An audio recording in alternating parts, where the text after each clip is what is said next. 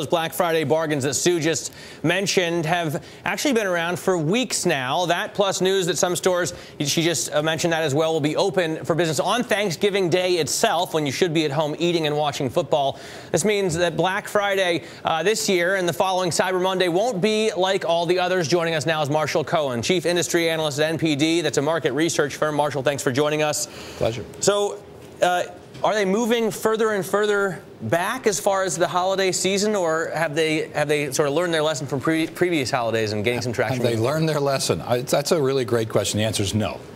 And what's happened is every year we see the diluting of this holiday period. And what's happened is they've learned to capitalize on it, commercialize it, and now dilute it. It's what I call the graying of Black Friday. Last year, the Black Friday turned into Black Friday weekend and then even extended weekends. This year, we've already had some stores doing 3 weekends worth of doorbuster deals, and some even called them the pre-Black Friday deals. And that's going to continue from that point all the way on through the holiday. So all we're seeing is the dilution of this, offering the consumer great deals, lots of doorbusters, extended hours, so that the consumer doesn't have to do it just on this Friday alone. But it's not necessarily great for the retailers themselves, is it?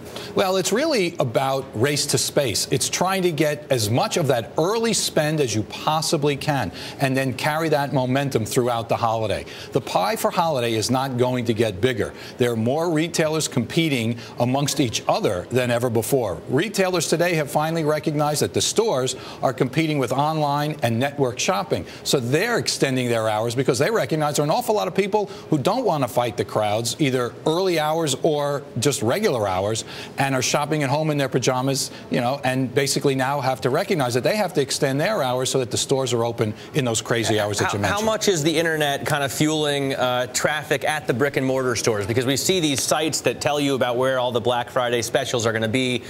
Even some of them say, even though the stores don't want them to show those sales. The things that the retailers have done well this year is the use of social media and the internet as a whole in driving traffic to the store. And they recognize the importance of that because the impulse purchase increases by 23% when consumers are in the stores rather than just shopping and clicking and surfing online. So you go for a toaster and you end up leaving with a bunch of other stuff. Absolutely, yes. In fact, 60% of most purchases that are done in the store during these holiday periods are beyond what was on the list. So what is this retail season going to look like? I mean, obviously we've been through a horrible recession. A lot of people still out of work here, but it looks like consumers are planning on going out to the stores and shopping. The consumer is going to be doing a lot of shopping. Doesn't necessarily mean they're going to be purchasing. The conversion rate this year will be less than what it was even last year. However, the overall season will have marginal growth, but keep in mind, retailers don't have a lot of excess inventory to sell off to get growth, and retailers are also still fairly comfortable with trying to lure the consumer in through discounting. So there'll be abundant discounts, but they're not going to be as deep as last year. So look for marginal growth, look for it to start early, then go into the next 2 weeks after Thanksgiving. We're going to go into that traditional lull. Everybody's going to get nervous, like what happened to that Christmas holiday, and then it's going to be a surge again at the last minute. This year, look for more last-minute business than last because the consumer has no clue what to get. There are so few hot items and no new and exciting merchandise to stimulate. No Elmos this year? Well, there's a couple of hot toy items, but there's really no other item beyond that. When I interview consumers in the malls and in the stores, and I ask them, what do you want to get? Not even what do you want to give, but what do you want to get? It's all about replacement, upgrading their cell phones or adding to their existing items. All right, hey, Marshal, thanks so much for joining us. Marshal Cohen from the NPD Group. We're going to take